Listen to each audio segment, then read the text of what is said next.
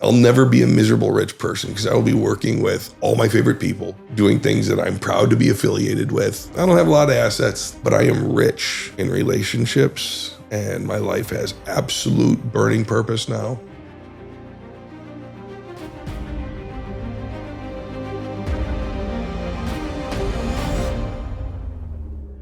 Welcome, everybody, to the Warrior Podcast. Today's guest is a political activist. He's a software entrepreneur. He is a diehard American patriot, so we are going to get along very well. And with that, welcome, Mr. Chad LeVrouw. Thanks, Frank.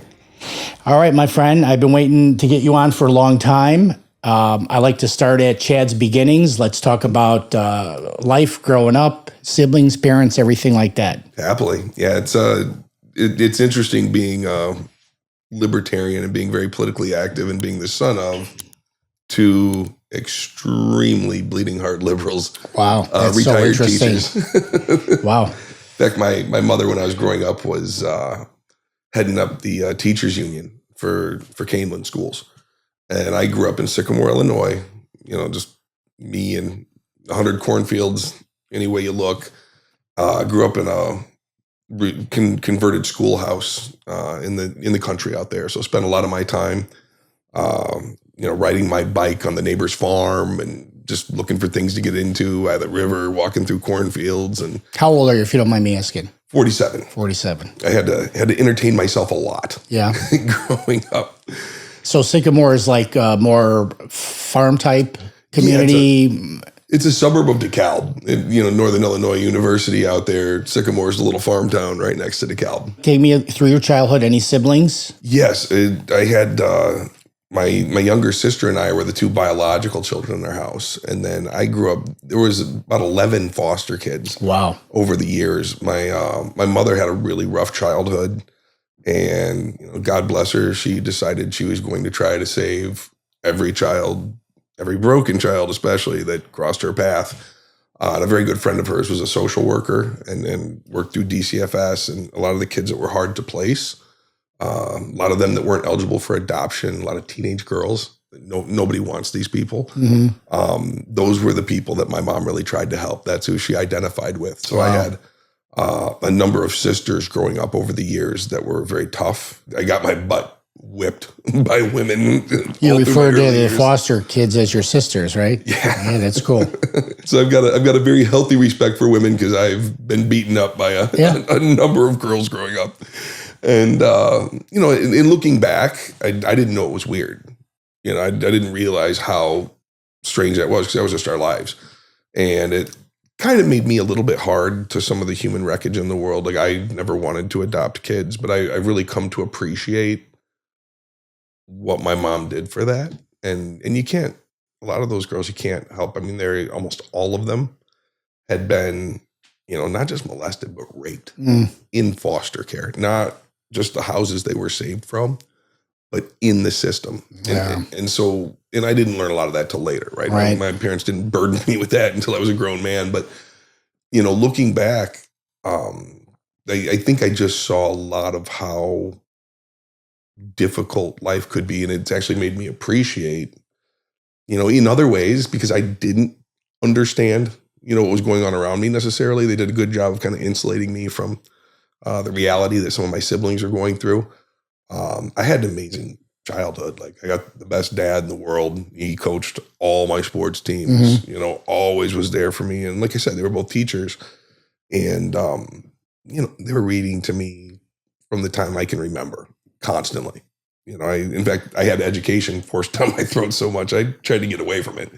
But, my parents are wonderful people. And I think that's probably what kind of set a trajectory for me, being so disappointed in the world at times, because I just thought everybody was like my parents. And you find out that they're actually kind of rare. So was it like when you were growing up, you had kind of a real wide view of the good and bad in life, right? Because here you have parents taking care of young people, but then you hear the stories of what happens to the young people, right? So yes. You're getting a good example, and then you're seeing through your experience with your siblings, as you call them, that had a kind of wire your brain. It did. And like I said, at the time, I didn't really know. They were just kind of my siblings that, taught me how to walk and helped take care of me. But I didn't really understand a lot of their stories because a lot of it was so terrible until I got older, right? And started asking questions, and my parents started sharing with me. And in retrospect, it's been really interesting. Like, I'm grateful for a lot of those interactions I had and the diversity of people I was exposed to, even though, I lived in the middle of nowhere. We had a lot of people in our home, even our neighbors back then who were farmers when I was very young. They had, I don't know, 8, 9 kids that they had adopted. And they were kind of like the hippie farm couple with the United Nations. They had every race, religion, and creed. That's really cool. So when you become a foster parent, so these kids would come, and then is there a certain amount of time you're obligated to keep them? What if nobody adopts them? Do you have the option to keep them till their adulthood? Like, how does that work? Well, I only had one sister, my sister Jill, who was eligible for adoption, and my parents did adopt her. The others, some of them stayed with us for 3, 4, 5 years, in different results, right? Like, some were just there for a little bit, gone, never saw them again, but some were a little more tight knit with my family, and a lot of them still went on to have hard lives because when you get to a kid when they're in their teens, it's really hard to undo. Yeah. And my parents tried. God bless them. They did their best. But I think one of the places where my mom sees the most kind of like success, if you will, or at least a silver lining, a lot of that pain that we all encountered.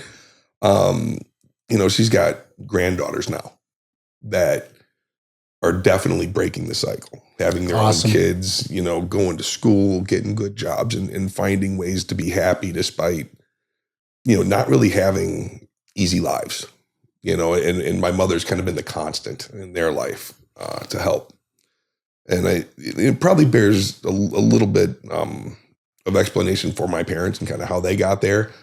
They were both Navy brats, and they had been at a couple of different stations together where, both my grandfather's career Navy, both of them retired enlisted guys. One was a boiler tech and been on every ship in the fleet, it seemed like. And was that the World War II generation? Or? Yes. Okay. Yeah, World War II and on through Korea. And my grandpa Chuck had been about as salty a sailor as you can be, too. Those guys were below decks, back when we had coal boilers. That's hard work, man. That is hard work. And then on my mom's side, my grandpa Joe was a radioman, highly capable, very smart, and didn't like going out to sea after a while. So he just gained a bunch of weight, and they couldn't fire him because he was so good at his job. So he got to be at a shore command doing what he wanted to do, teaching. Cool. And but my mother's parents, one was a full-blooded Native American. My grandma Dell spoke Cree until she was 13. Wow. And then had to do kind of a dramatic shift, so she was the oldest of 8 kids, and she had to make them all fit for the white man's school in Freud, Montana, because that's where they decided to set up their life in, off the reservation and try to assimilate. And they had to tell everybody they were French Canadian because people didn't take well to Native Americans in that area back then. Oh yeah, it's crazy. They're trying to avoid being shot. So we're French Canadian, and because the Canadians had been so intermarried with a lot of the French trappers and the native tribes that were there, and the Americans didn't mind the ones who came over the border south, but the ones who had originated in the U.S. Right. It was a special kind of weird prejudice. But my grandma Dell had worked at the Pentagon when my grandfather was working in D.C. As a radioman teaching his trade in the Navy, and they both liked the party. They were both notorious fall down drunks, and my grandpa was actually still somewhat of a card carrying Klansman at the time because his family that he came from in Texarkana, it's kind of what you did. And it's hard to be, I think, in the military and hold that stuff too tightly. And then you marry a Native American, and it's like, yeah. But that's kind of the weirdness. That's my family. Like I've seen a lot of interesting. It is an interesting lineage, and I just want to go back to your mom and your parents. And you said, some of the people who came through, the young people that, they had kind of troubled lives thereafter, but you'll never really know the impact that even that short stay at your house had, because, every little thing that happens now has a larger impact down the road. So, I mean, they might have elongated somebody's life that wound up upending their life. You just never know. But that's a cool thing. Are your parents still alive? Yeah, they are. They're alive and well. They just got back from a cruise where nice. They took the very first class flight they've ever been on in their life. And my dad was thrilled. He's like, "Oh, it's so cool." I'm like, "Yeah, it is." Very cool. And then while of these, all of those, so you're growing up in obviously a super busy house. How are you doing in school? Are you getting into sports? Played sports from a very early age all the way through. I loved football, loved basketball. Pretty good football player, not a great basketball player, but that was the one that was fun for me. Even wrestled for a year when football coach told me I had to, because I wasn't any good at basketball anyway, and he wanted me doing that because I did a lot of blocking. As a blocking guard, couldn't catch a football to save my life, so I never got to do that. But and wrestling kind of gives you you get extra strength training, which your football coach loved, and then the wrestling gives you a sense of leverage, right? Yeah, to be a blocker. When I was a terrible wrestler too, it was one of the most kind of what's the word I'm looking for? Humbling experiences, because there were kids I could kick their butt on a football field, but I didn't really know how to wrestle. And so when they got a crack at me on a wrestling mat, I only lasted about 2 months wrestling. I was like, this sucks about. And then, I started getting into trouble in high school pretty early. I dropped out junior year. I hated school. When they wouldn't let me play football anymore because my grades dropped. I was like, what am I doing here? And I'll never forget the day I'm sitting in class in study hall, and I realized, I don't have to be here.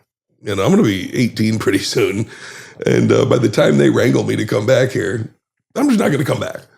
So I did drop out junior year. I ended up doing the last part of my junior year and almost went into my senior year in Round Rock, Texas with my aunt, because my mom was worried I was going to get killed by a gang, or, I was in a lot of trouble. Well, you can expand on that trouble if you want, or if it's going to implicate you don't have to.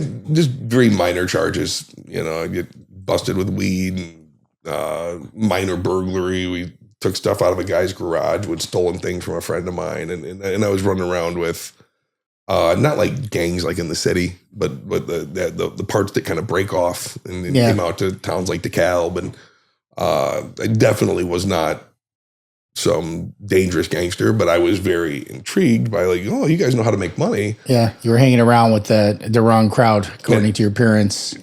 Absolutely, and I had been a busboy since I was 14. But I'm looking at these guys. I'm like, you're making $400 or $500 a day. They're just selling drugs and stuff. Selling drugs. Yeah. I'm like, teach me how to do that. Yeah, it's very alluring. So she shipped you off to Texas then? I got shipped off to Texas, and that was wonderful. My aunt was what I needed at that time. She wouldn't let me go anywhere. It was very strict. I went to church every Sunday with her. I was forcibly in the youth group, and obviously made to go to school every day. But it was just different enough. I had an adult who would talk to me like an adult. And my parents were very protective, and I kind of just wanted the truth. I was really sick of being, infantilized in conversation, because I had questions I wanted answered. Mm-hmm. And I wanted to be taken seriously as an adult, even though I wasn't an adult yet. And my aunt did that very well. And I got to the point where I'm like, okay, I'm ready to come back. And I went back to school senior year, and I think I lasted, 3 months.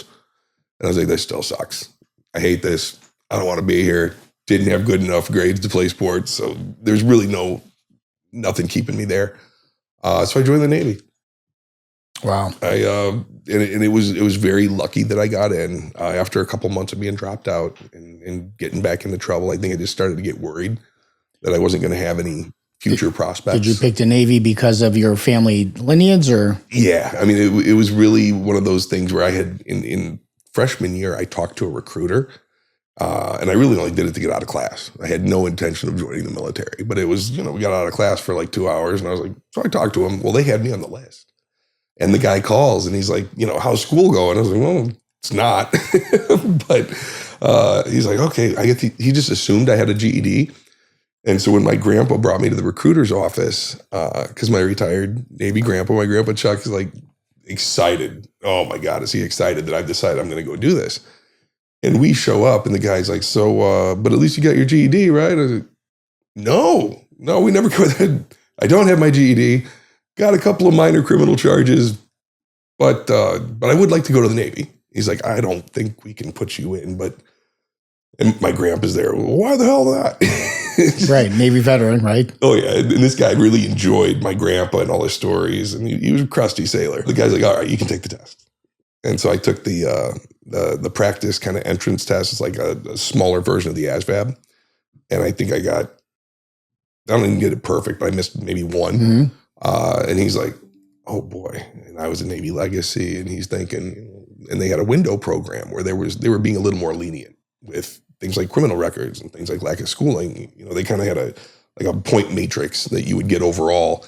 And he's like, if you can do this well on the ASVAB, and we'll have you go talk to an admiral or two to do a character interview.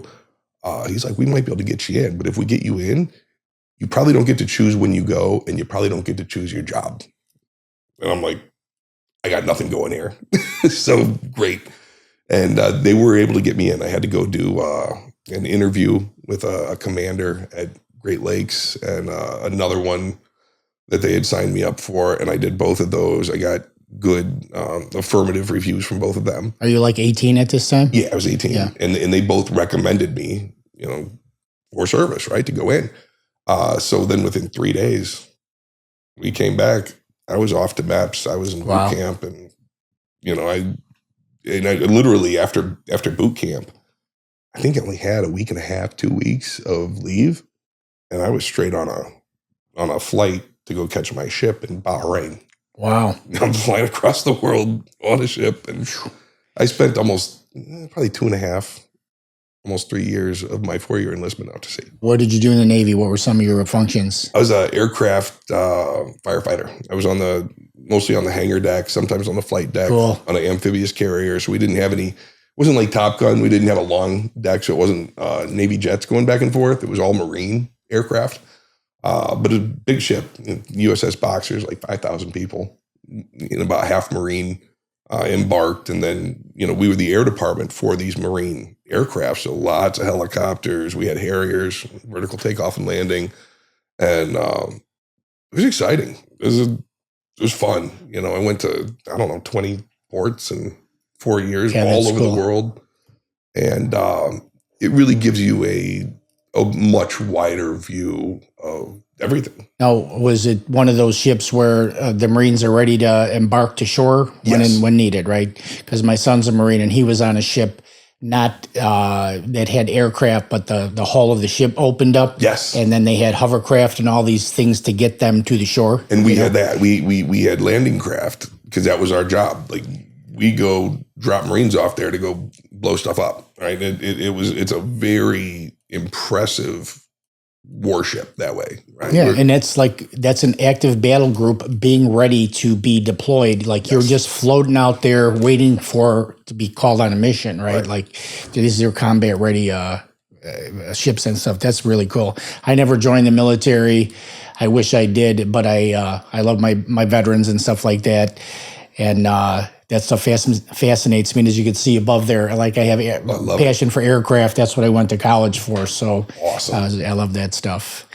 All right. So anything super interesting happened in the Navy, or would you say it was? I had a good career. I wasn't an outstanding sailor, but I wasn't a bad sailor. Did you have any big fires or anything that you really had to engage? I mean, luckily I was in peacetime. I was 97 to 01. I got out in January 01 before 9/11. So I even though I got an expeditionary pen joining the Navy, like, we really peacetime the whole time I was in, and we went to places that kind of seemed scary, but the world just wasn't a very hot place during that time. Mm-hmm. It was a good window to be in the military. And, I do remember watching an aircraft crash, not on our flight deck, which would have been my job to go do something about, but just into the water. And wow, and it's all training. We weren't really at war during any of this, but training in those scenarios is very dangerous. Yeah. And people do die and things happen. And, the one thing that was probably my claim to fame when I was in the military is I was the most junior sailor in U.S. Navy history to ever receive an aviation warfare qualification. And being the young guy, you get your balls busted all the time, right? Oh my God. There was nothing like sitting in front of a bunch of chiefs who, some of them had only recently got their quals. And I was pretty smart. I like to study. And once again, you get out of some of the other duty if you're really good at this. And they were pushing it. They were really trying to get people qualified, more broadly qualified, whether it's surface, air, all these different specialities in the Navy. And so they were looking for people who were going to kind of set a bar. And I was like, I can do this. And I was, out of however many, junior sailors, I was a very junior sailor to get that. And then I was pretty good at teaching it. And so there was a lot of crap duty that I got out of because they would use me to teach classes. Nice. And so, in that regard, I did have that kind of card to play where, I'm squared away. You're a chip off your grandfather's block right there, right? Because he started doing the instruction and stuff too, right? Oh yeah, my grandfather on my mom's side was definitely advanced in his training and very early on in the radioman field for the Navy. So yeah, not quite like my dad's father, who was just crusty Navy, not really a scholar in any sense, but just a tough, just a stud of an old guy, like those old, salty, war-worn sailors. Like he was one of those. Nice. So you got out in 01, and then what happens then? Well, I got out, and I do remember they were forcing people to take the anthrax shots back then. I'd been promised, more or less, that I was going to get a shore duty billet and be a recruiter because they were trying to keep me in. And I was thinking about staying in because I didn't really have a plan outside of the Navy. But it was right then when I was still attached to my ship and they were giving everybody the anthrax shots.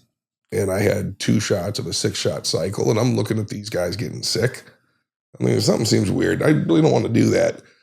So that wasn't my final reason for getting out, but it just kind of, I realized like, you're a GI, you're government issue. You really don't get a say in these things. And I've always been a little bit, I did like the Navy. I did like kind of the routine and the consistency and the predictability of it. But I also have always been kind of anti-authoritarian. And I'm like, you know what? I think I'm just going to enjoy going to college. Leave me alone. I found out that I still didn't like school, but I liked being at school. I loved hanging out at Northern and seeing some friends that I had grown up with, but a whole bunch of new friends that I had made. I was bartending, and I really enjoyed it, and I was really only bartending for a living and not really attending class. And I didn't last long in class. But when 9/11 happened, that was a major shake up in my life because that happened right after you got out. Yeah, I mean, you got September. Out of the Navy, so I'd been out about 9 months. Okay, I'd gotten acclimated to college town living, I guess is probably the way I'd say it. And I had nothing to do during the day. I wasn't going to class, right? I was bartending at night, 4 nights a week, really just kind of having fun. And when that happened, I just remember becoming an absolute network news junkie. I was glued to the TV. I thought for sure I was getting called back. I had to do update my status a couple of times, and I had a bunch of friends who were getting called back. And so I just figured it was a matter of time before they were going to snatch me up, right? But I was just so interested in it because I'm like, I've been all over. I've been to all these Middle Eastern countries. And I really enjoyed every single place I went to. Like I never saw like radical Islam. I saw stuff that was weird to me, but most of the people I ever met were very welcoming. And it was always so interesting to be in those places that I couldn't quite make sense of, okay, these guys hate us so badly that they overwhelmed our entire national air defense.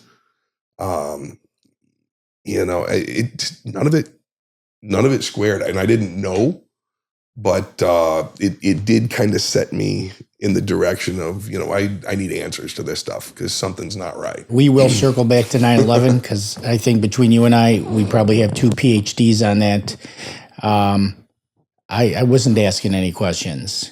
Nothing seemed to me to be out of place with the story they told us. Right. So you were curious right from the beginning. The obsession wasn't even so much because I had educated suspicions. I think it was just really, it seemed very germane to me. What's going to happen with this?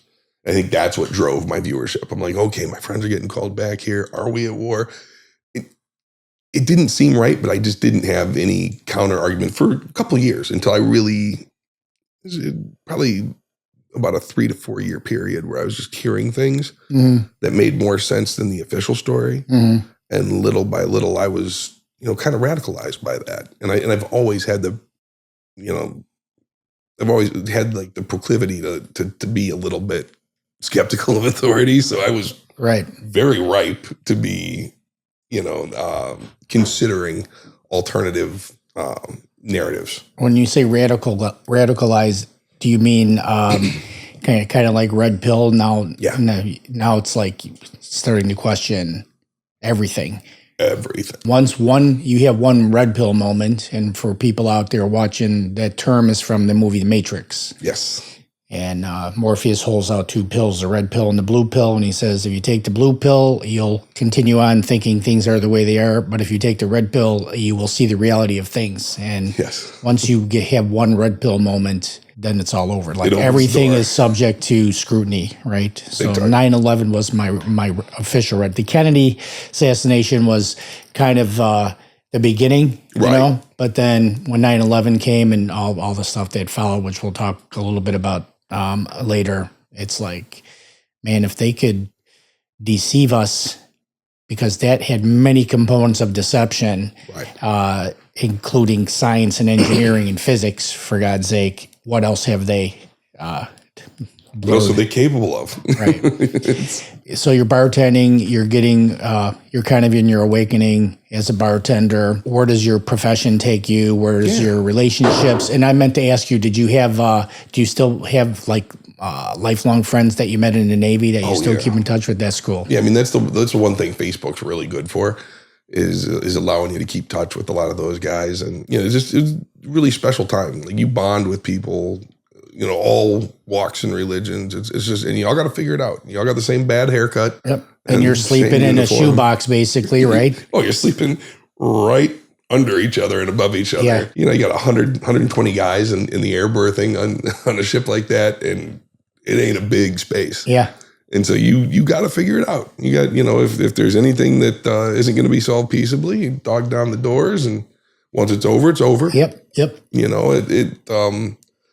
But yeah, you really forge relationships that even if you don't see each other all the time, it's like family. Yeah, that happened to my son in the Marine Corps. So. Oh yeah. And some of the guys, like there's just a cross section of life itself. You become disciples of certain people, and then they turn out not to be who you thought they were.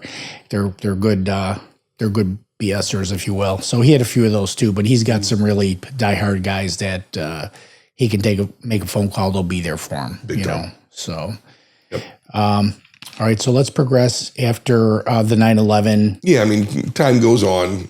Some of that's blurry because I had a lot of fun. I worked at a live rock venue and then went on to work at a bar that was right across from Greek Row. And I just have to, dig in here a little bit. Mm-hmm. You're a bartender. You got an outgoing personality, good-looking guy. You have action at your fingertips. Oh, it was wonderful that way. Yes,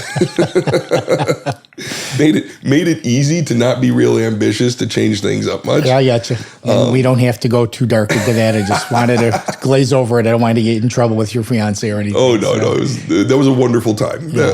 That was it was a chance to do all that and get it out of the system. And you're probably making some pretty good coin, right? I was making like sometimes like $350, $400 a night. I remember Snoop came to Northern Illinois University, and I'm 30 feet in front of the main stage, and we're all passing drinks and throwing bottles, and I made $600 to watch a concert, and I'm like, this is a good day.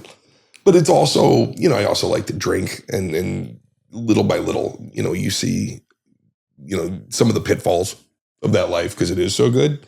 and you don't want to be the guy at 50. And that could easily capsize your life because you are in a little bit of stardom, right? Yes. Your women are interested in it. You're making good coin. You're drinking. Like you could easily torpedo yourself. Big time. And I've always had a little bit of a self-destructive streak up until that time. I would at least be conscious of it. And during my first month, I think, at the bar over on Greek Row, when I finally went there from the one I had been at, and that place was wild. It was crazy. We'd pack all these people in. It was one of those places at the end of the night where you do the coyote is an ugly thing, and the girls get on the bar and they're spraying down the crowd and get out of here. Like, it was wild. And about a month or two into that, there was a guy that was always wearing suits coming in the afternoon and drinking at like 2 PM. I'm like, okay, in your suits, and just sitting at the bar, looking at the girls, and he offered me a job, and I'm like, oh boy, okay, well, this guy's interesting. He's like, how would you like to make 60 grand this year? And I looked at him. He's like, oh yeah, I'm serious. 60,000. How the hell am I going to make $60,000 this year? He's like, come work for me. I need a sales manager. He had just opened an independent publisher of Yellow Pages. Oh, wow. In our town. And he saw all the young people that I worked with there, especially the girls. We were right next to Greek Row. We had beautiful women working with us. And he's like, how would you like to just hire your friends and teach them how to do sales? I'll teach you. You teach them. You're going to make great money. All right, I'm in. And the guy, I think he gave me money for a suit. I think I had one suit at the time. He's like, you need at least 3 suits. So I went out shopping, and he did for the next couple months. This guy kind of mentored me in sales. Turned out to be the scum of the earth. I mean, the guy was such a slime ball. He was always kind of sweating, and I always suspected that he had some habits, but it didn't come up early, right? He maintained the veneer. And I realized very quickly that I could get checks from people and smart people, because I grew up in that area too. And there was a lot of business people that I really respected. And my parents had kind of taught me, like, anybody who's got too much money, you probably can't trust them. We're the teachers. We're the good people. I guess I had part of that. And I'm like, okay, well, I'm going to take money from all these guys. They're going to pay me for advertising. Because this guy's trick was he came to town, the Yellow Pages books that were the corporate ones that were established, they were just starting to get kind of predatory with their pricing. They always do, right? And back then you had to be in the Yellow Pages. Like, there's no internet searches back then. So he just cut the price in half, made a prettier book, and we were printing money, and it was easy. You walk in, they like the pitch. I'm sharp, they like me. And some of these people I knew, from growing up, I went to school with their kids, so I was able to, for a while there, really make good money, just going in and pitching. And I liked the competition of that, but there was some reality checks there too, because I realized this guy's a scumbag. We almost didn't print our book because he had embezzled so much money. And the whole thing culminated, I'll fast forward. He ended up selling my car for crack at one point after hanging out in one of the hotels we had trade with. It just got so weird and so bad that I'm like, oh my God, I want out of here. And my best friend who had worked for me at the phone book, he had got a job in Mexico as a bartender. And he's like, Chad, you need to do this. I was drinking way too much, dabbling in other things, and just kind of trying to hold it all together. And then this guy sells my car, and I could just see the whole thing spiraling. And now I'm ashamed too, because this is not a big town. So just a quick question. Yeah. As a scoundrel as he was, did he actually have good vision with you? Because did he spot the talent in you? Was he right about that? Yeah, he definitely knew that I was a bloodhound at some point, and that he could kind of form me into what he wanted. And to be honest, he taught me a bunch of stuff I didn't know, so I can't really even be mad at the guy to this day. I kind of feel bad for him. I don't even think he's alive anymore. But that was a very impactful time in my life, because I didn't know you could just go get checks from people. I had no idea. There was nobody in my life that would have ever taught me that. So that did change things for me. But once again, I'm riding the line. And so when my buddy's like, Chad, you got to get out of here with me. And at first I told him, no way, dude, I'm making good money. Like, I got a good thing here. He's like, your boss just sold your car for drugs. Like, you need to go. And I was like, okay, you're probably right. I don't need to work at a bar anymore, or but I could work at this place with you, this resort out in Mexico, and it was gorgeous. I lived in Mexico for just short of a year. What did you do there? A little bit of bartending, but like some wait staffing too. It was a very small boutique hotel that had just opened, and we had like 21 staff. And we really only had capacity for about 21 people. So it was a very high-end, high-touch boutique resort. It was gorgeous. Then you got to stay there, or did you have to have your own living? We lived it was on a mountain. So in Yalapa's about a 20-minute boat ride from Puerto Vallarta. And you could really only get there by boat back then. You couldn't, maybe donkey through the mountains, but that would take forever. There's no roads. So, we'd get on the Punga, go down there, and it's like on the side of a mountain. And so the staff quarters were about halfway up the mountain. And we had this beautiful house to live in that, the owners had bought from somebody that abandoned the project. But it was a big open air, kind of like 4-bedroom house. So you're basically right on the water. Living for free. They're paying for that. Yeah. And you're making money, and probably not a crap ton of money, like but $1,600 a month. Yeah. But in Mexico with all your bills paid, not terrible, right? And you're in paradise. I mean, like every day, like we had our chefs would go down and catch fresh fish. We had coconuts off the trees and mangoes, and we're making sashimi right there, and drinking $60 bottles of tequila whenever we wanted because they didn't really care. They're like, enjoy yourselves. We're making money here. Like, make this a good experience. And it was beautiful. It was incredible. So you got out of the Navy in 2001. Mm-hmm. That would make you 22-ish. Yeah, I was 21 when I got out. And then going on 22. Then you bartended for a while. Then you took the sales job. Yep. And now you're in Mexico. How old would you be roughly at that time? I guess I was 22 when I got out. When I went to Mexico, I was 25. I want to say 25 or 26. And I'm only getting at this. By 25 or 26, you've had a hell of a ride already. Oh, yeah. You've been all over the damn place, done a lot of stuff. So. I had been around by that time. So my college sweetheart, actually, when she graduated from Northern, came down to stay with me for the last 5 months I was there. And, in Mexico? In Mexico. So my best friend that got me the job got fired because we didn't have a ton of rules, but he broke the ones we did have. He's a knucklehead. I love the guy to this day. He's crazy. Went on to be very successful in corporate sales. But yeah, he got bounced. And I'm like, what the hell? I'm here by myself now. Like, what are you doing, man? And, I had my other staff that I worked with, and I wasn't going anywhere. I was going to stay, but, got a little bit lonelier. And then she came down within about, I guess it was a month after that. And, it was just wonderful. Did she work at the hotel or no? No, but they would have her come do turn down service, and she was beautiful. So they'd love for her to just sit at the bar and keep me company. And she was kind of, gracious with the guests and all that. So it really worked out perfectly. And then she got offered a job back home. And I decided that, the season was coming to an end. We'll both go back home together. And there was a lot of reality when we got back because we had such a, picture book life down there. And we both now had the stress of like, we got to make some money. I didn't want to go back to bartending. I wanted to do, something in sales. And for clarity, no degree. No degree to speak of. To this day, I don't have a GED. Yeah. I took the That's test. awesome to me. That I took the test in the Navy. They had a new records program where they were encouraging education, all that. And almost everybody in the service has their GED. So they were tracking college credits.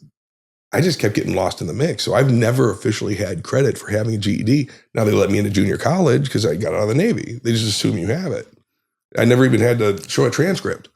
So I went to junior college, then even got accepted to university, with not great grades. And I'm like, okay, this is all a joke. And I don't like being here. So if I ever want to come back, I can. I see that there's not a lot of rhyme or reason to academia. So, at that point I was like, what's going to pay me the most? what can I do that's going to give me some career advancement that, so I had to do kind of sales odd jobs. And one of the things I did was I hooked up with a startup company that was putting digital screens in bars and restaurants all over Chicago. And they were paying me really handsomely to get one of these contracts. Well, the venue doesn't have to pay anything.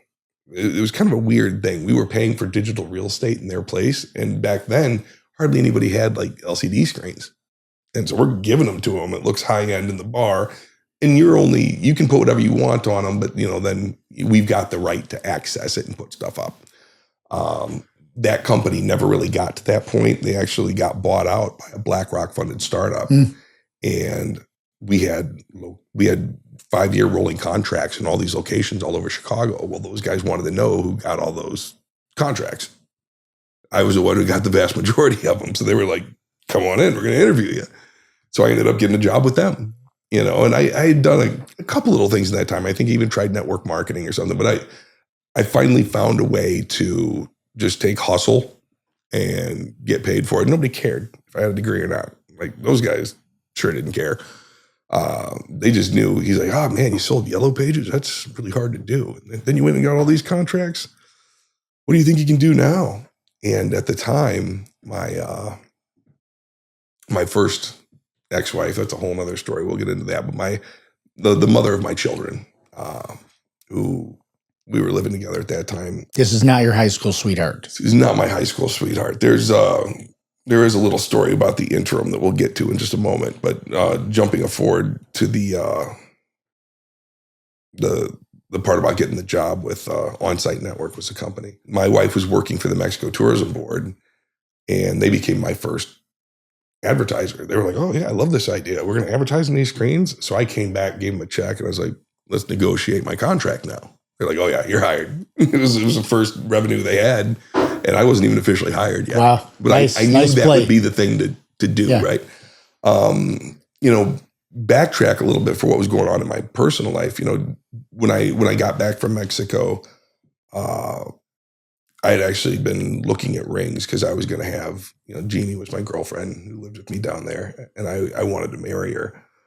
Well, and you shared with me about your wife, and that my first, I never had anybody that was with me that long pass away, but somebody who I loved immensely and who I had wonderful memories with. She got in a car accident 2 days after Christmas. And Jeannie, and died instantly on the side of the road. One of our friends was actually holding her on the side of the road. She just bled out. My dad called me and told me, and I just lost it.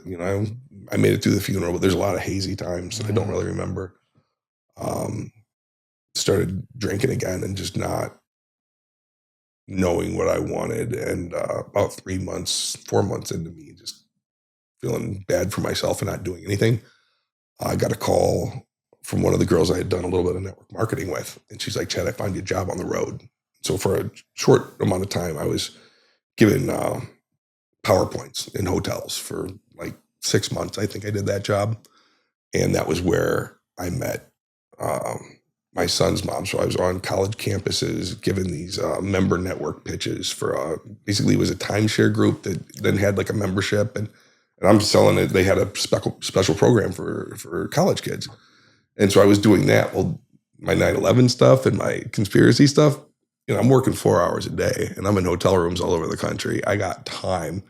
I went deep on Alex Jones back then. It was Michael Moore that probably woke me up all the way. I saw Fahrenheit 9/11 when I was working this job in Portland, because every week I'm in a new town and I'm by myself and I'm in a hotel. But about 3 or 4 months into that job, I was in Warrensburg, Missouri, and they had graduation there, and I met a girl at the bar. It was kind of weird. I was driving into town. It was winter. Terrible weather in Warrensburg's in the middle of nowhere. I hit a deer and I went off the road. So I had a police escort taking me into town, and it's a little town. I hadn't booked my room ahead of time because I'm like, of course I'll get a room. I'll just book it when I'm there. I want to see what I'm going to stay in. It was mom and pop week or whatever. And people just graduated. Every room in town was booked. Oh, wow. And it's freezing. So I'm like, I'm going to go to this bar and drink it off and sleep in the car. I don't got no options. And I met my first wife, Denny, that night. And I was just kind of still damaged goods. Romance was something that was just kind of over for me at that point. But that's what I wanted to ask you. After Jeannie passed, did you feel like, did the emptiness you felt, because I know did it make you think, I really want somebody there? But you telling me kind of did the opposite. You were like kind of done with it for a while, right? I was done with it, but I was also lonely. And I was still getting panic attacks when my phone would ring, because that was like how my dad told me that day, like, my phone ringing. And I was like, I was still having a hard time with it. Yeah. And then this girl was so just fun and cool. And I learned to salsa dance when I was in the Navy. That was like my stupid human trick. She was there on an H-1B from Mexico City. And she's like, how do you know how to salsa dance? Right? It was, and we had a really kind of romantic first night, but I wasn't really available, but I didn't have a place to sleep. She and her roommate took me back. I got to sleep at their place, and they woke me up with breakfast the next day. And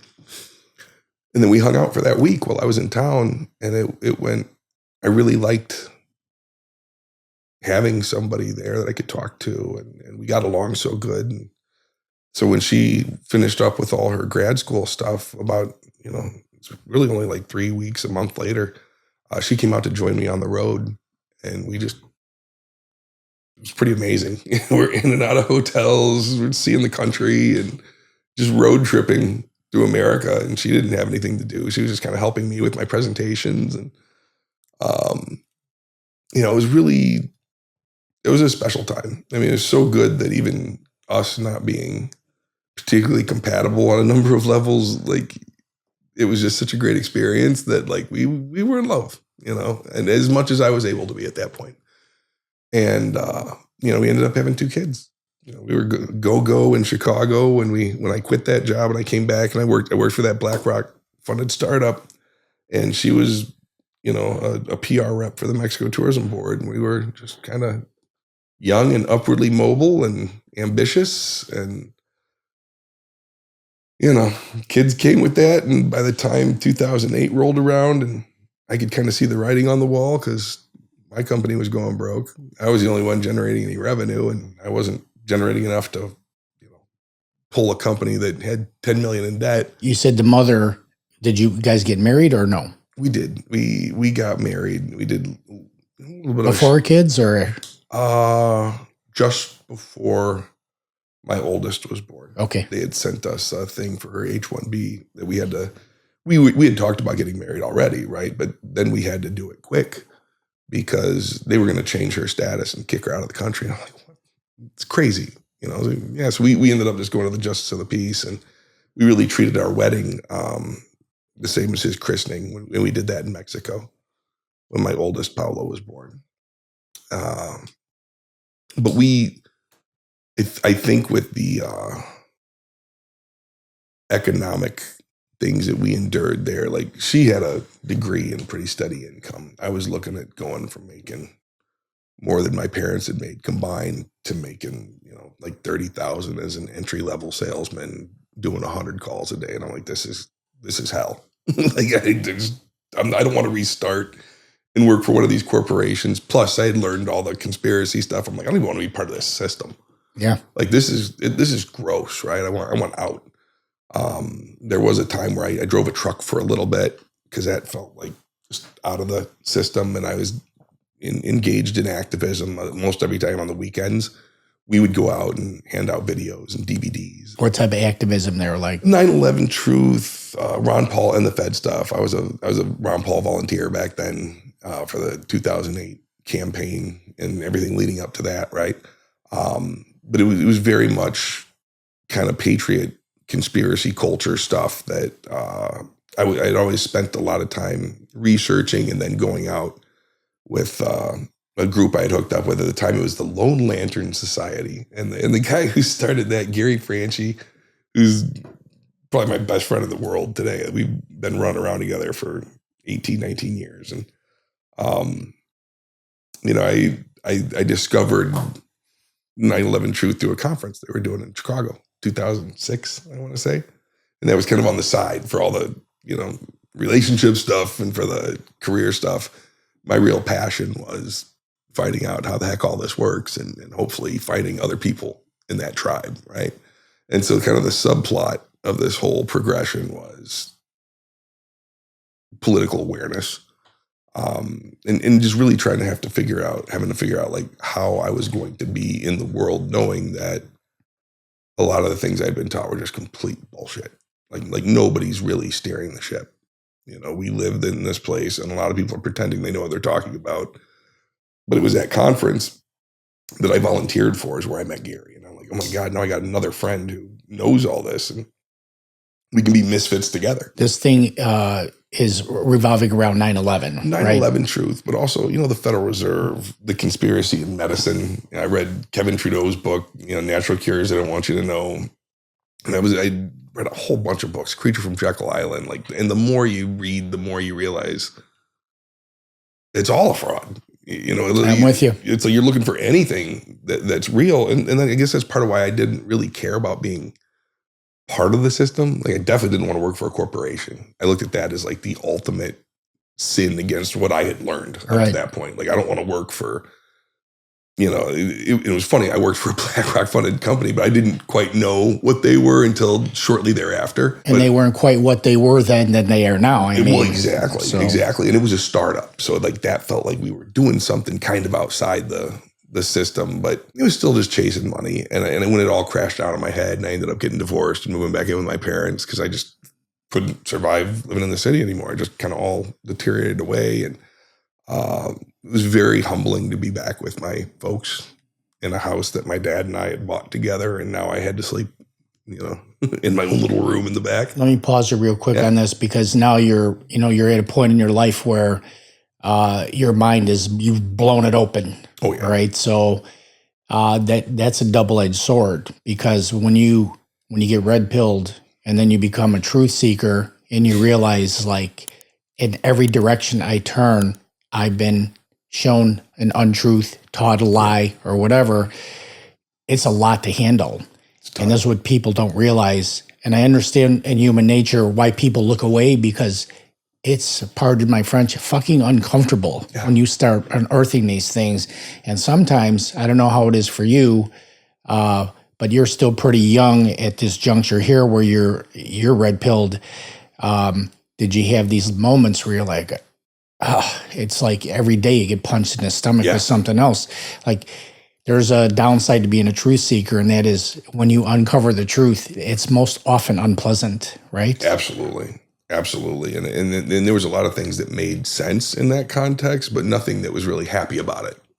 I remember during that short time I was in junior college, I had written a paper about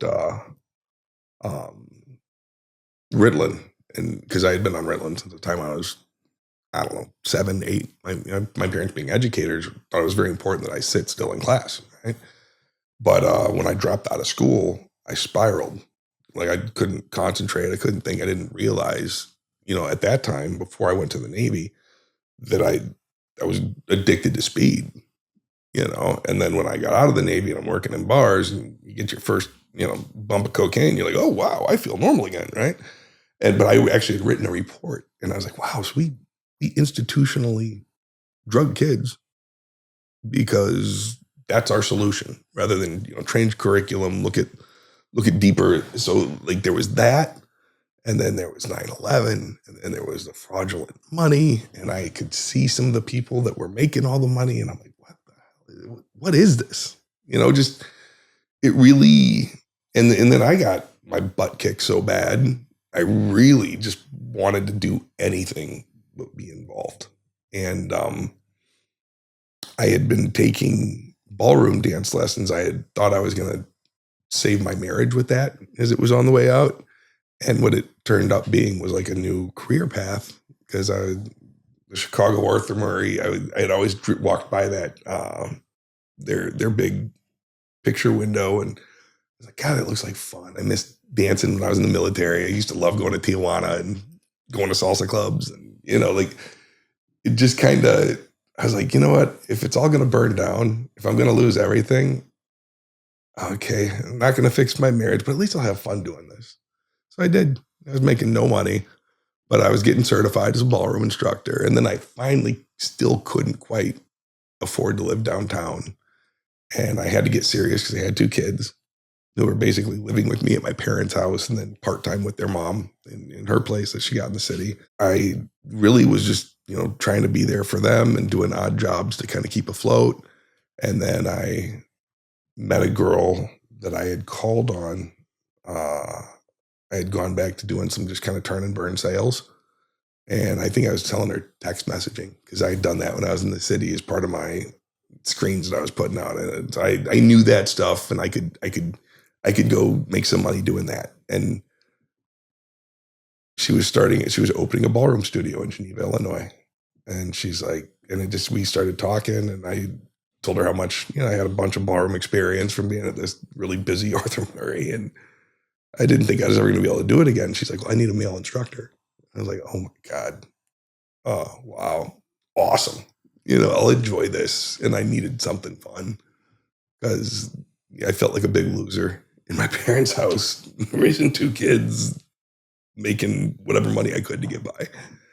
And so I started teaching there. The first day we opened the studio together, it was like 3 days after we met. And so I would go do my sales in the morning and then come there and teach all afternoon into the evening.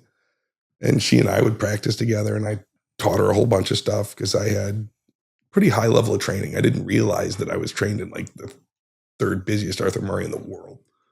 And and I thought I was, a clod because I didn't grow up dancing. I wasn't anything compared to some of these guys that were, ballet trained and all this.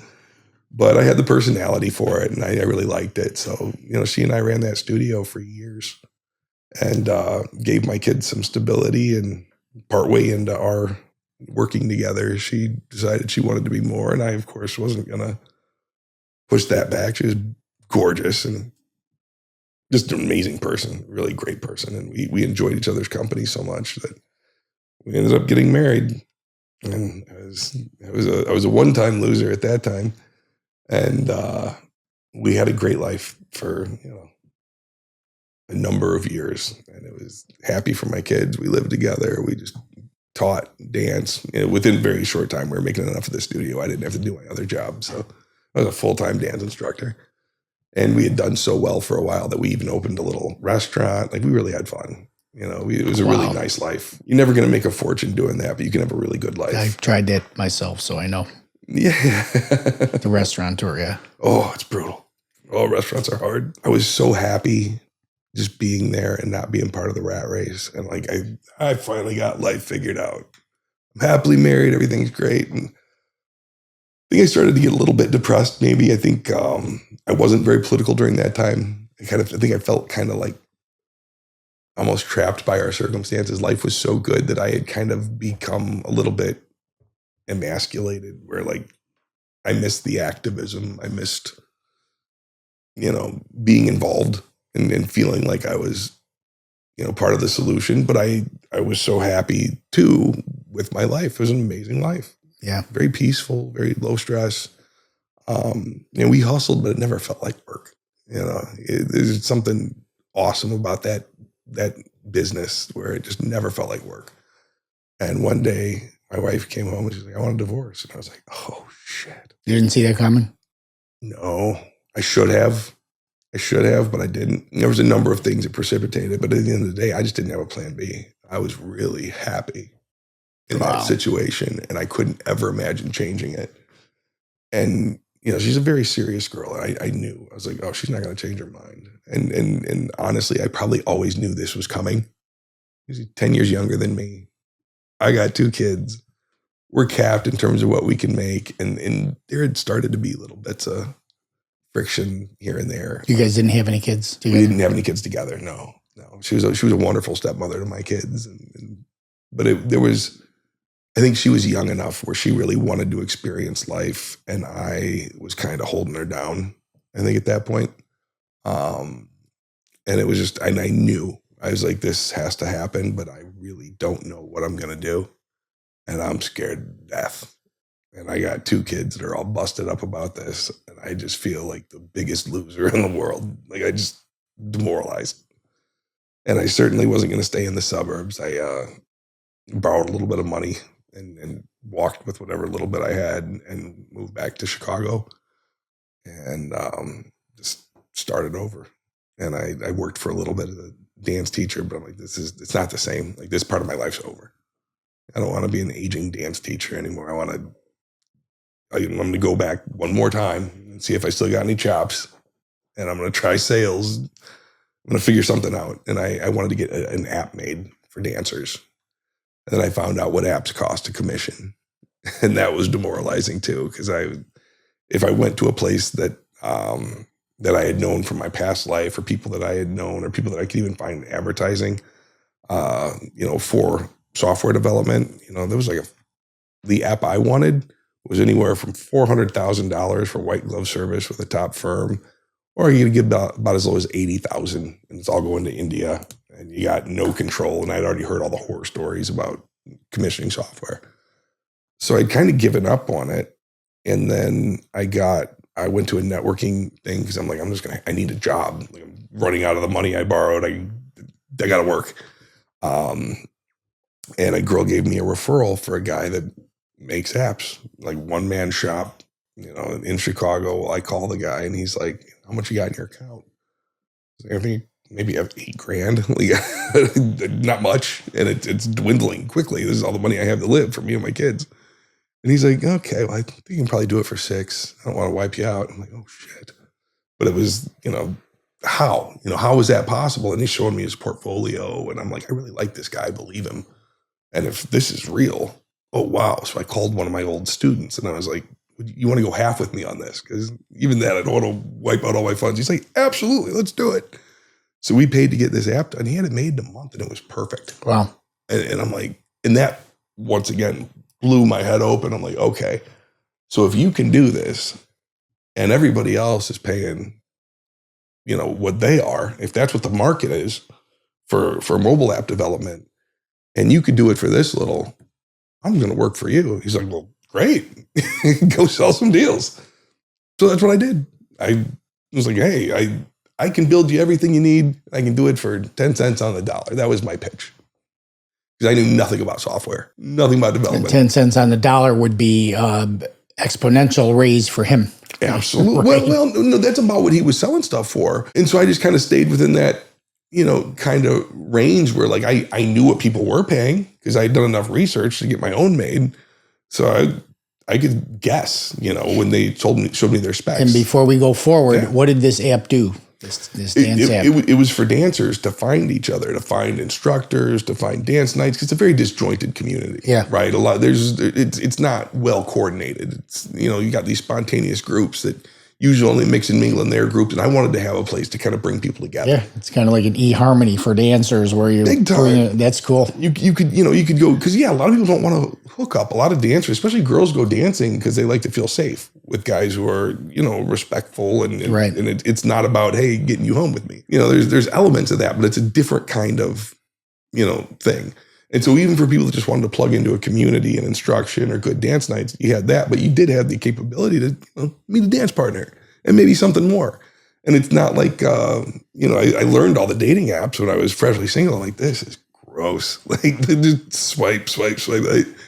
I've always been a serial monogamist. I've never really liked being a single tomcat. That one chapter in college, sure, but that was short. I really like having one person there. So even though I've had a lot of relationships in my life, like it's always been relationships. Like, I'm not the guy that like tries to juggle multiple relationships.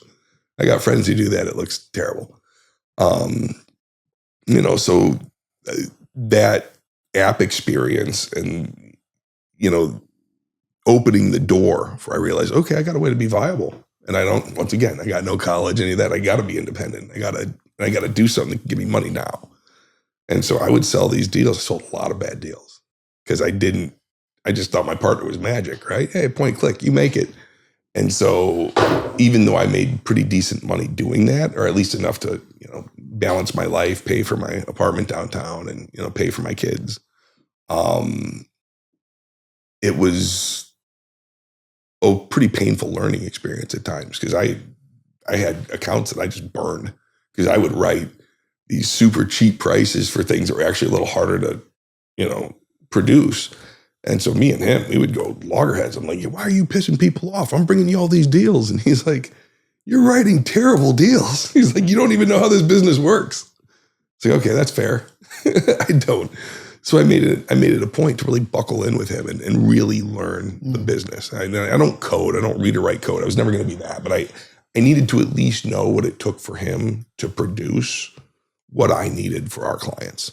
And I needed to take an active role. I couldn't just sell them a dream and pass them on to him, because that's what I'd been doing. And I was funding my life that way. And I'll never forget, we had a client get really pissed off and start dogging me to people from a networking group I was part of. And I'm like, what the hell is your problem? Why are you doing this to people? He's like, you know how long I've carried you and taking care of your dumb ass because you don't know how to sell a profitable deal? I'm like, oh, okay, that's a reality check.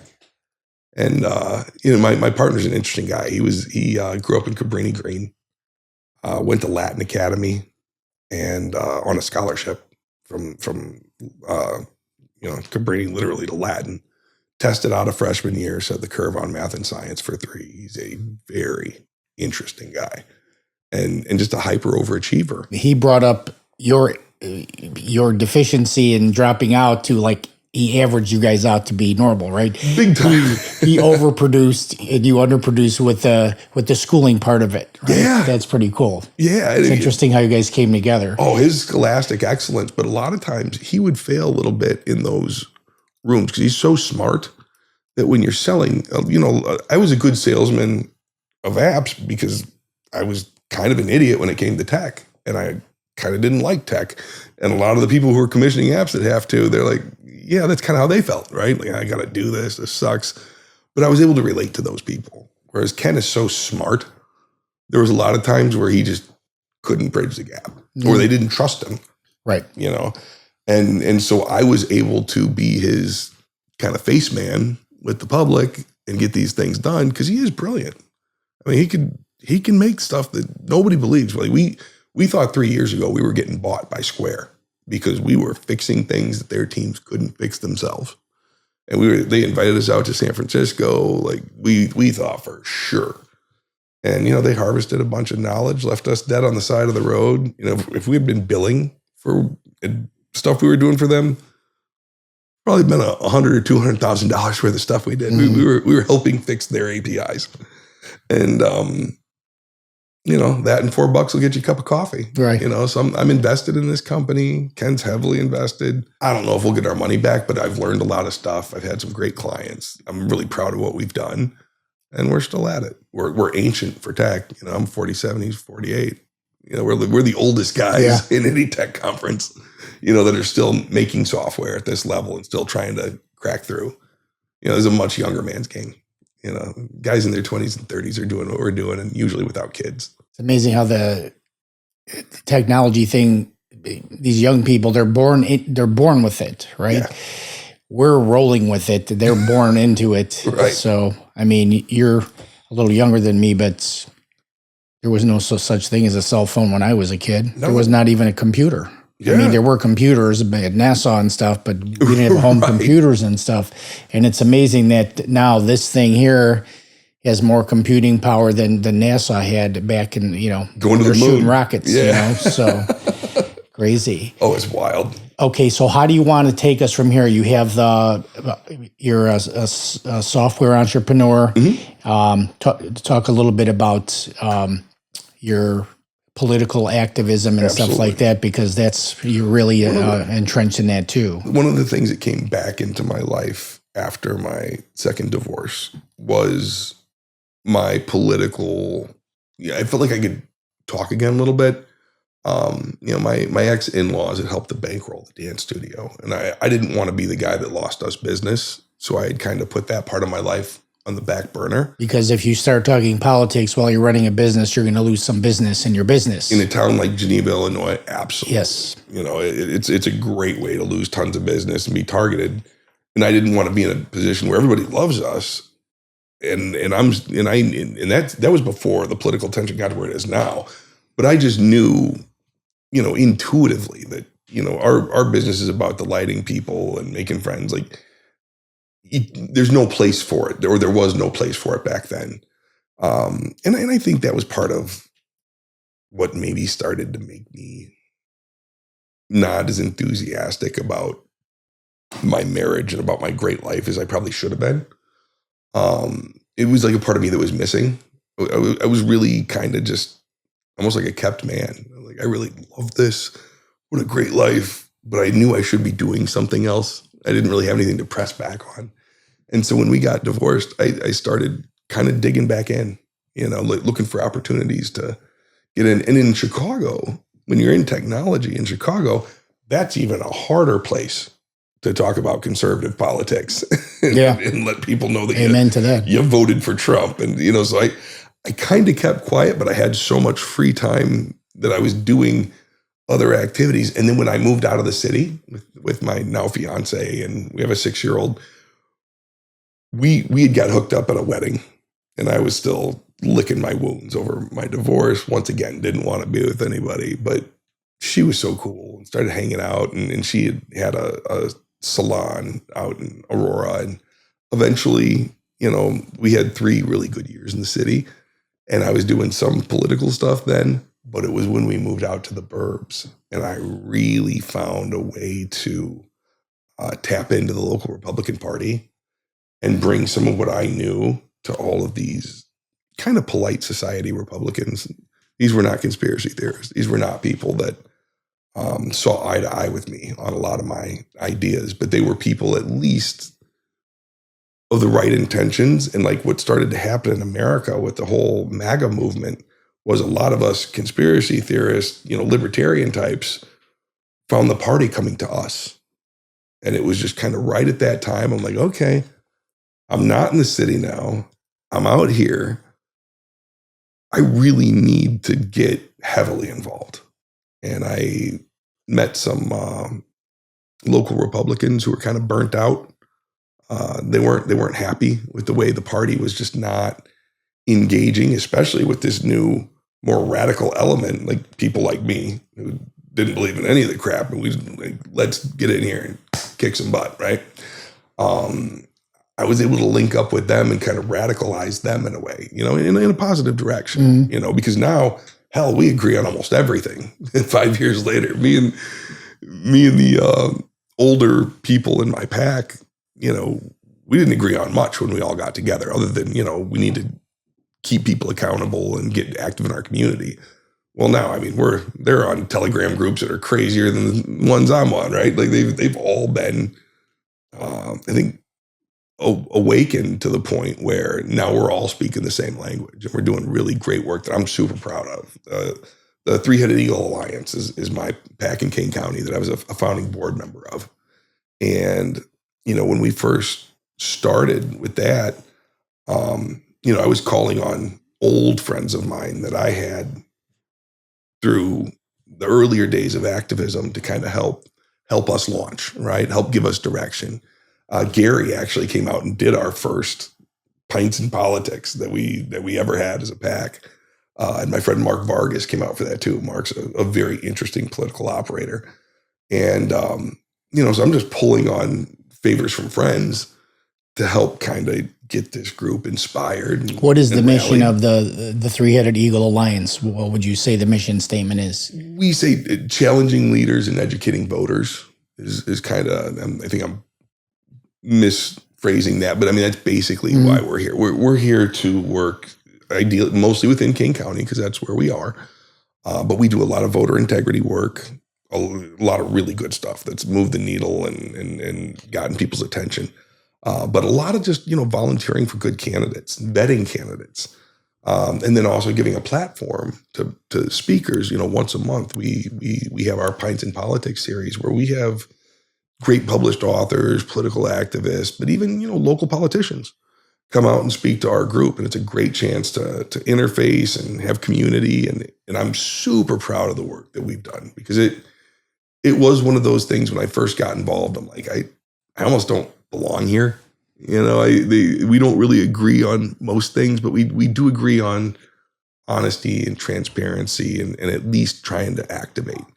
And it is kind of cool that over the years we've become so thoroughly aligned. Like I've become more like them in the sense of I believe it is important to build community and not always punch people in the face with, I'm so smart and here's what I know, but they've really come a lot towards me because they just don't live under too many delusions anymore. Like we've had most of that ripped away, and now we can really get down to the work of, pushing back, because America's fighting for its soul right now. And if this is my little corner of the world to operate in, I never used to care about local politics or even electoral politics. I thought it was all kind of a joke. After I saw what happened to Ron Paul in 2008, I didn't even vote after that. I'm like, this is dumb. I don't even want to be part of this. America's just going to collapse. We're probably going to go back to war. We're probably going to have a financial collapse. And I'll say, I told you so. You and I talked about this before we started. You were cynical. You are cynical, and I am too. Mm-hmm. I never even voted, and I'm a patriot. Right. Because I'm like, the whole system is so corrupt. And, I'm going to give you a copy of my book today. A lot of my lessons were learned from my godfather, who was, I guess he was in the mafia. He was a mafia affiliate. Okay. So they would get truckloads of stuff, and he would move the stuff through his car dealership, and he was good friends with all of them, but he wasn't necessarily a ranking mafia guy, but he was well respected. Right. And, he taught me about how the streets work. And ironically, these mafia movies are they're an illustration of how the entire world works and how the system works. Yeah. And he taught me that every dollar bill that flows in whatever direction, it's getting skimmed many times. So I looked at world politics and our federal government as I have better things to do with my time than to get involved in that, because it's out of control. Yeah. Right. So, but I did start voting when Trump came into picture, simply because I thought he would be a disruptor, and he disrupted. But now, to your point, I believe we can make a difference from the ground up. Yes. So it's more important to get involved in your own community than it is to worry about who's the president, in my opinion, because we can form these core communities where life does get better. Yes. In spite of what happens out there, Big time. So I am trying to get a little more involved and amplify the message. And what's happening, I think, one, I do believe we're having a resurgence in faith, in our Christian faith. That's happening kind of globally, but nationally for sure. Charlie Kirk was like a defibrillator for that he really, helped launch that. He's done more in his death than I think he would have done if he lived to be Thomas Sowell's age, you know. And then with your group, you have these age disparities, right, where people are older and stuff, and their life views a little bit different. But I think the realization, especially in Illinois, is that we have to come together and put our brain power together and get over our own little differences. Otherwise, these assholes we're going to be under their thumb forever, and it's going to get worse and worse and worse. Right? They're licking their chops. They're thinking they're going to wrap us up. Pissing their pants right now. Well, they both. I think they believe they've got, their fallback with civil war and can create enough chaos that they can get away with it, or maybe get out with some of their skin intact. But they're cornered animals and extremely dangerous, because yes, we're coming for them. We know what you did. So let me ask you about this Civil War thing. There's a book, and I didn't read the book, but I've read the synapse on the book, and it's called The Fourth Turning. Are you familiar with this? Great book. So, the first component of the four is the high, which would be like how we were after World War II. We were on a high as a nation. And then you have an individualism comes in phase 2, and then you have rebellion and revolt in phase 3, and phase 4 is a system change. Right. And that could be going from a communist country to a free, or from free to a communist. It feels like we're in that fourth phase. Yeah. And if there were to be a civil war, and the people who control, I call them the controllers in my book, whoever they are, try to look at the positive of a civil war, if that sounds crazy. But if the bad element goes against the good element, and the good element wins, what does that mean then? Yeah. Is there a little bit of a cleansing then? And, we don't have to worry about, Antifa throwing bombs at the police, like that will go away for a while. I'm hopeful that if there is some kind of cataclysmic thing, that the good wins and that there will be a period of rebuilding. So and people will take it seriously. I feel like everything's so disjointed now that people are really disillusioned and almost checking out because the world is so weird. And if we can bring some sort of meaning back to it. I mean, like I don't look for anything to go kinetic, right? It sounds terrible. I have 3 children who I love dearly. Like I don't want them to live in a time that looks like that. But at the same time, we have to do something. You know, we can't go on this way. Like we are a crumbling joke of an empire right now, and that might be the only way to go through that cleansing, like you said. Like, so well, on one hand, I don't welcome it at all. On the other hand, I'm welcoming anything that snaps us out of this. I agree. So paralysis. You and I are so like-minded on stuff. We discovered that in our first few conversations. We know why so many people in this country have the mindset they have, because it's a psyop, right? Like the media is pounding all of these messages into our head, plus what we learn in school. I mean, we were bamboozled in school with different lies than they are now. So people's brains are captured, right? Yes. We're lucky because we've been red-pilled and our brains are open now.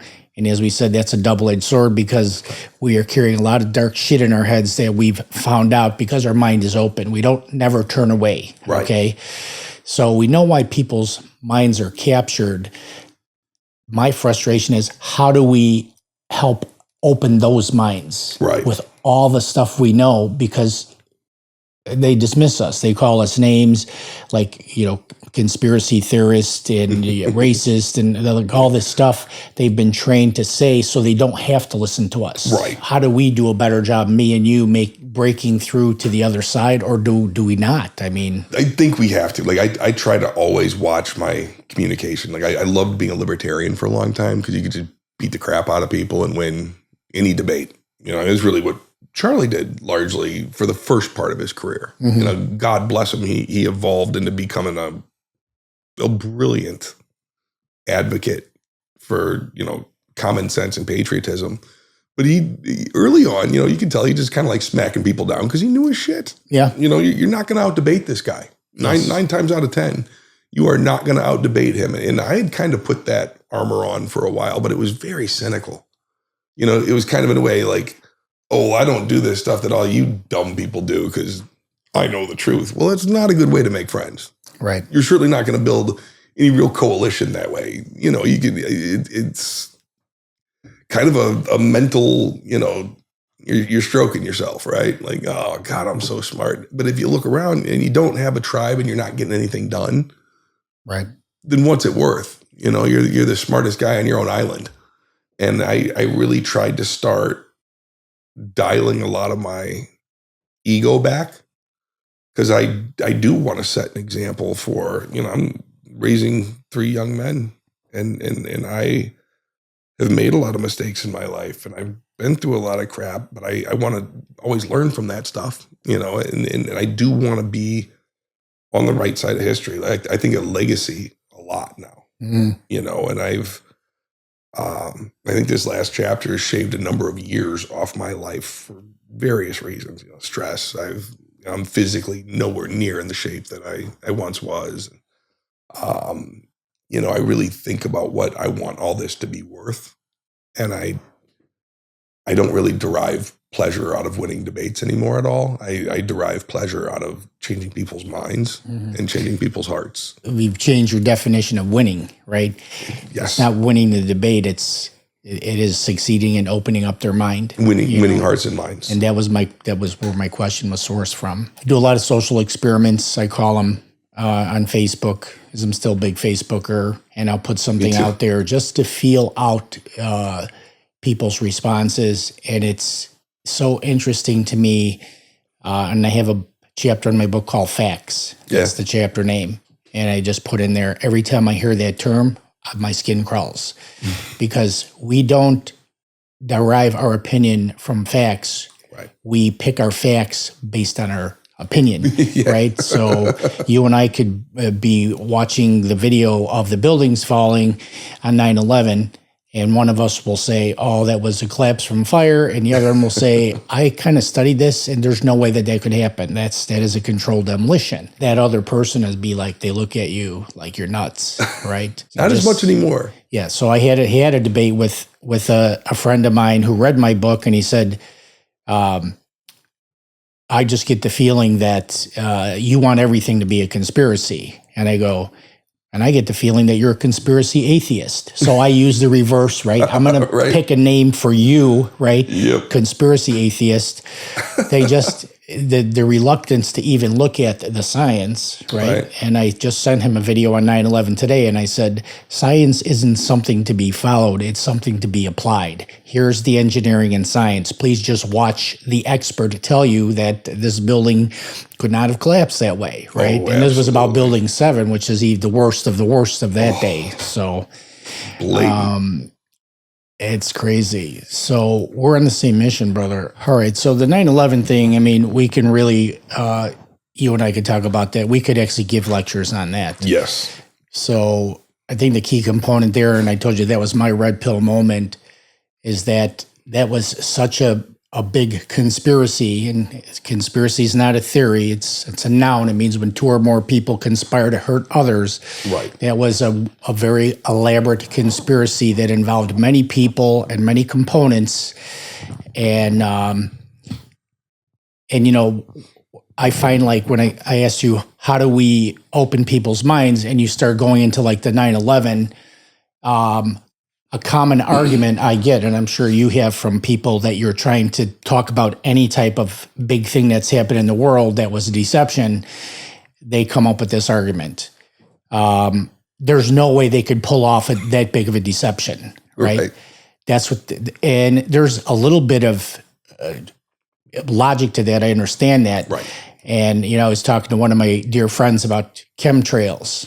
Okay. And he's like, there's no such thing as chemtrails. Those are condensation trails. And I'm like, all right, have you studied this? Condensation trails, they dissipate after a certain amount of time and distance. And these things are poofing out in the clouds. Right. And we have over 300 patents on the stuff that they're spraying out of those planes. It's already been 100% debunked.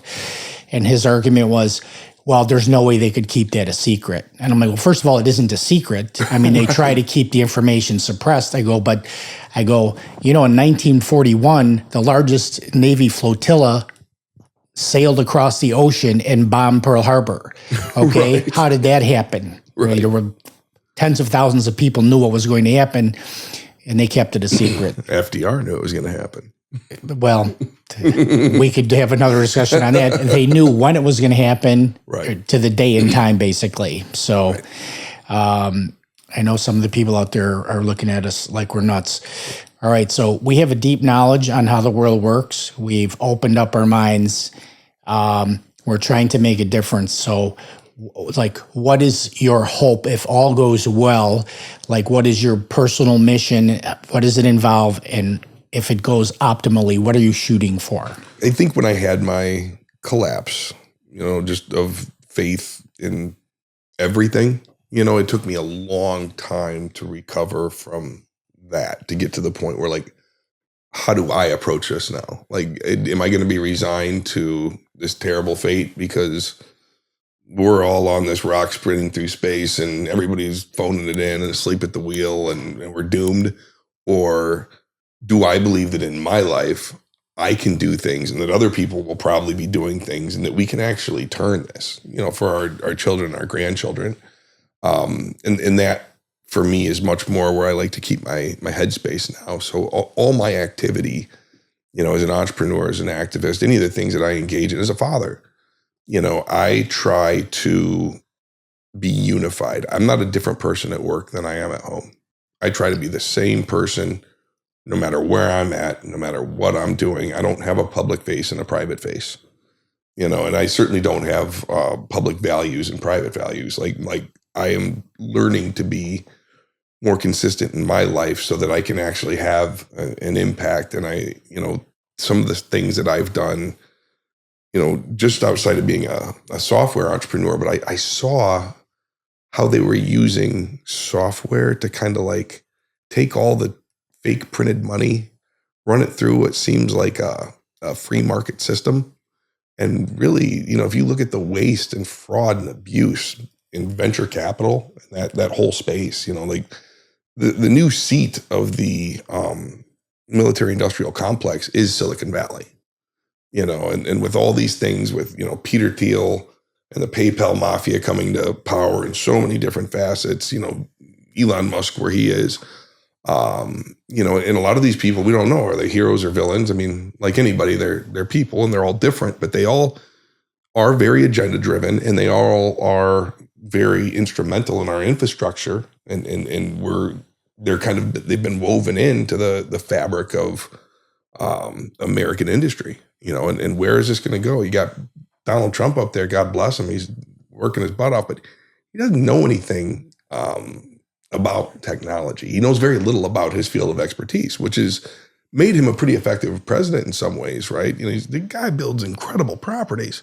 and he does them against all odds, right? I can't take any of that away from him, but he doesn't know anything about natural health. He doesn't know anything about, foreign policy, really, other than he does understand trading with people, but he gets caught up in some of the military stuff, being too enamored with them. So, I really look at my job as for my entrepreneurial activities to try to bring my activism in a way to that kind of maximizes effort. And so the projects I touch, I only touch things now that are with the exact people I want to work with who are trying to make a difference as well. And that are projects that I feel like move the needle. And in software, I do believe the democratization of software, it's really code's kind of becoming a commodity now. And we have all these AI assistants and bots, but there's still a need, all these people who don't like Bill Gates and don't like what direction he's trying to take the world, but they're all running Microsoft on their computers. And it's like, we have to get past the duplicit nature that's inherent just in modern living. Nobody wants any of these wars, right? But people are still paying their taxes. Most of the money that your government pilfers from you, they're going to use to go bomb people that you don't have a problem with. At a certain point, no matter what the risk, we all have to be able to stand up and say, no, you're not going to make me a material accomplice to murder just because you're going to buy a few people dinner in the meantime. That's not okay. I will not pay you. And if enough people stand up and say that, it seems radical, but it's really not. It's the American way. Yeah. That's how we founded our country, right? Look, we had the Boston Tea Party for a 3% tax hike on tea. And look at what we put up with now. Like, we've been so thoroughly driven down and really just emasculated as a country on multiple levels, not just culturally, but the things the injustice that we will endure just as a set point, we have to flip that equation. And I'm a believer that the free market is going to bring us salvation. It's never going to be the government.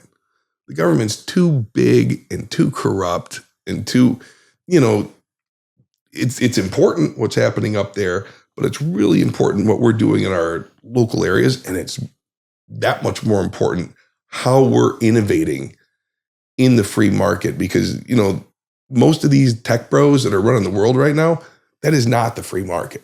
When InQtel seed funds your new tech play, that's the CIA masquerading as a private company. Mm-hmm. And that's really what drives most of our economy in that sector, in the tech sector, right? And so I take a lot of pride in the fact that my little pirate software company, we're scrappy and we're nipping at their heels. We can do a lot of the stuff they can do, and you can meet the owners. You can know us. We have integrity. We're not using AI to code our stuff. We're trying to be hyper efficient. And I do see a time where like code and software development comes back to even being more like a small business, because people want they want customization. They want to be able to talk to somebody. And I think that's a huge important thing for the world, because we do have the internet. So it democratizes the information we have access to. And if we can make tools available to entrepreneurs at every level we need to get back to being a small business economy. We tried to kill those guys off during COVID. We need to celebrate and encourage small business at every level, every chance, every opportunity we get. And we need to change our financial systems, and blockchain and those technologies have brought us a lot of things that can be useful. Now, if you use it the wrong way in the wrong hands, it can also cripple us. Right. You know, these tools for liberation can quickly become tools for enslavement.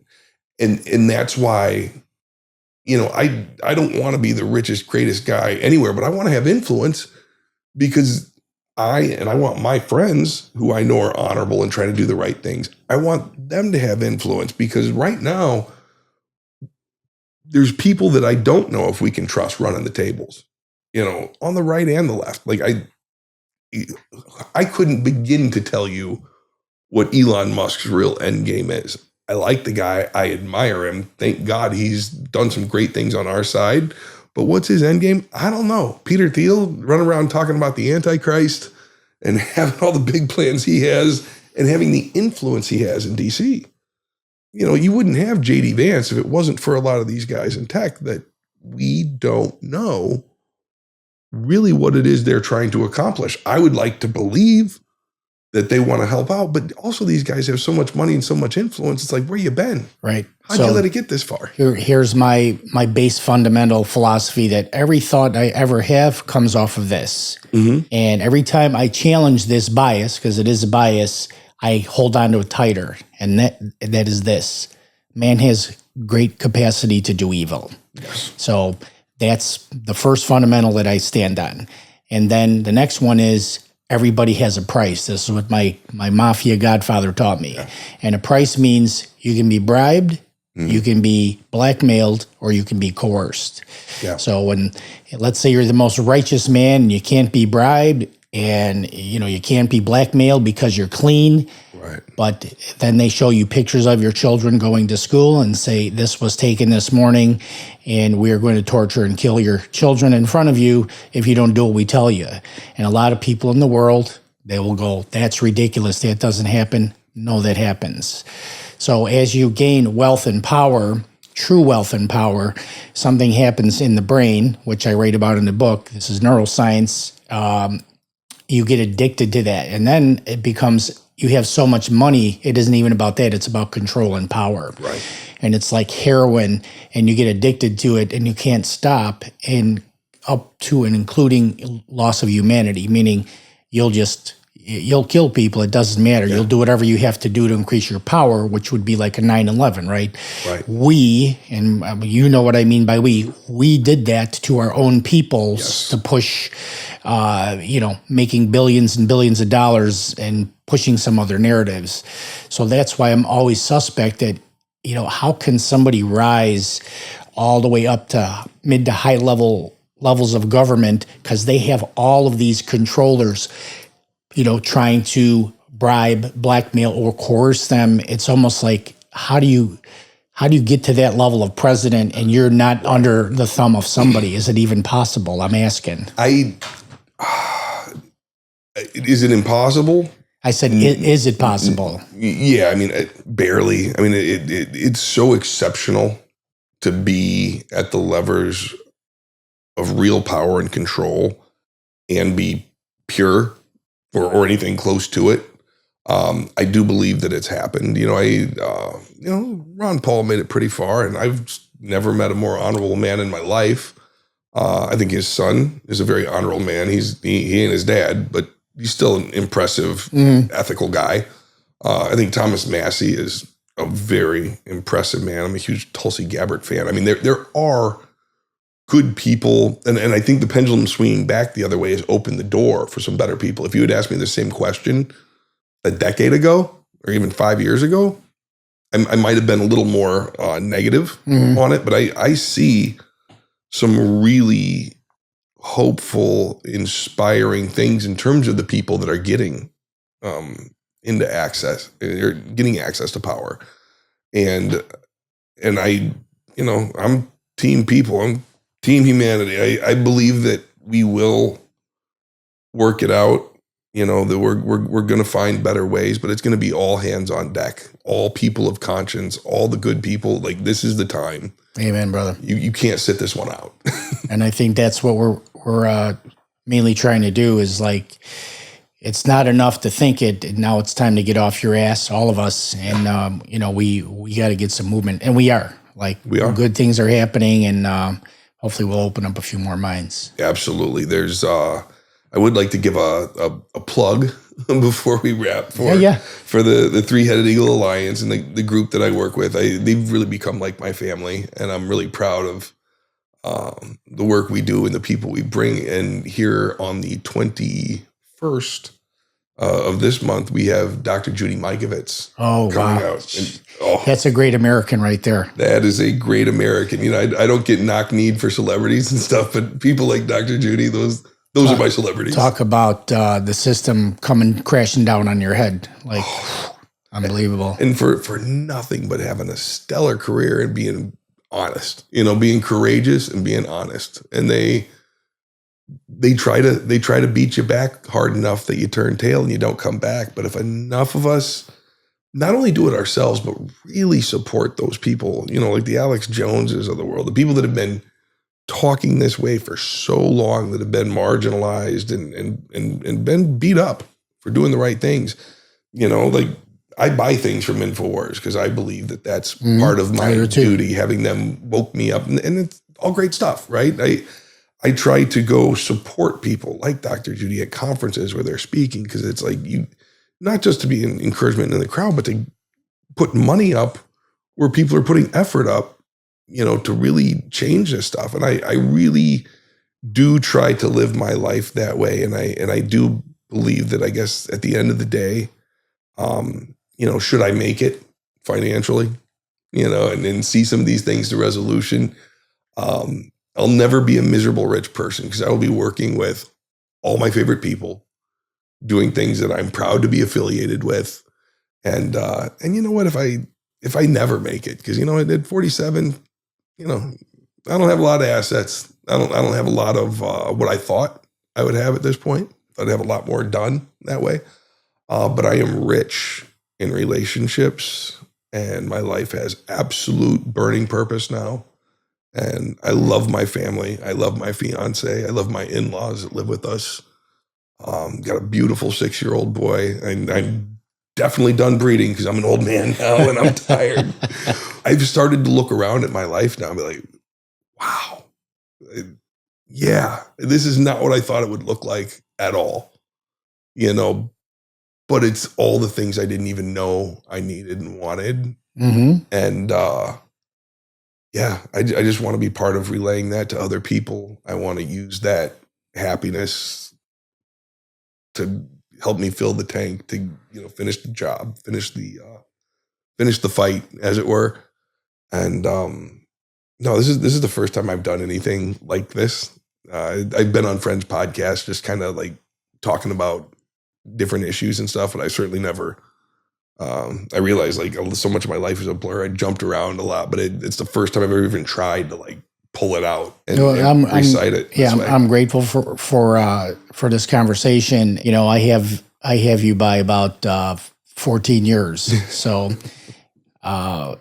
you said a key word there before you said legacy, and a psychologist did a study of old people.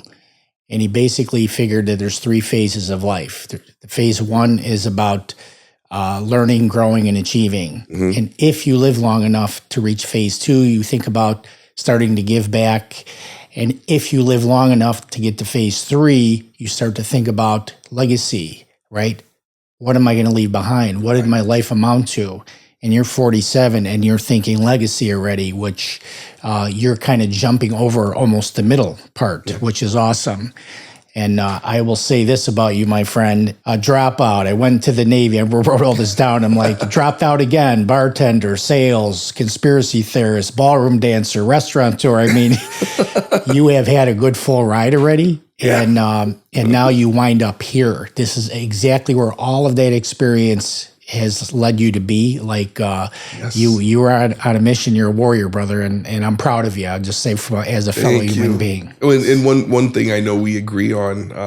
You've interviewed Jim Mendrick and Dr. R, and I love those guys. And one of the things that I really want to be a deliverable for my life, because I have spent so much time in this space, and I was looking to be inspired, and I look at that campaign, something very germane for guys like us.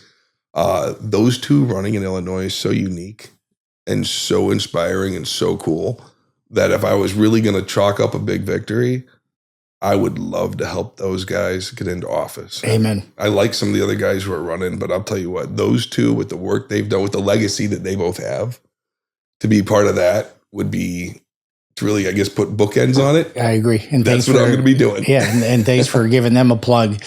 These are guys that they don't need this. They don't need to go into politics. They're not politicians, and they don't tell you what they're going to do. They're telling you, look at what we have done, right? And so I'm excited. I'd never been into local politics until recently, and I told them, and I have a Mendrick sign right over there, I'm going to do everything I can to get them in. So, yeah, we're not leaving the state. We're going to take it back. We're making our stand right here, baby. Absolutely. Well, thank you, Chad, for coming on. It's been a really awesome interview for me. It's an honor for me to sit here. This is my pleasure. And, awesome. I hopefully we'll have some collaboration together. I'm pretty sure we will. I'm looking forward to it. Thank you so much. All right, brother. Thank you for coming on. Absolutely. All right, everybody. That's it for the Warrior Podcast today. Thank you for joining us. We'll see you at our next show. And remember, there's a warrior inside us all. Thank you, Chad. Thank you.